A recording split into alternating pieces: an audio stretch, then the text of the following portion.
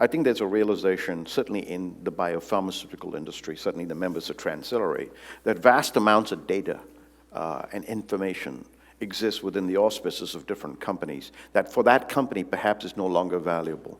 But in the hands of somebody else, a collaborator, another company, another scientist, are enormously powerful.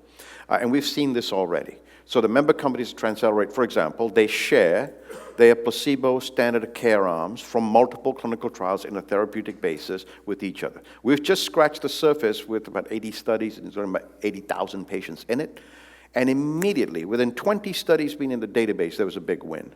One of the member companies of TransCelerate accessed a database which they would never even know existed on this planet.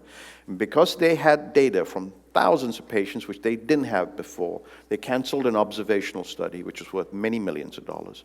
And most importantly, they reduced the number of patients in their control arm by 50%. That's value. And that's value that you can bring when you can do research with information that you don't have in other places. The same for the toxicology data sharing project I mentioned in TransCelerate. Within our companies exist vast amounts of data on toxicological effects of different molecules, on target, off target. If made available across the wider ecosystem, within some confines of data sharing agreements, etc., are extremely powerful because many companies go down the same rabbit hole that the other one has already found is a rabbit hole, and we don't know. I think the concept of sharing and collaborating in safe spaces in the pre-competitive area, and the realization for many people, including the lawyers in these companies, that everything is not IP.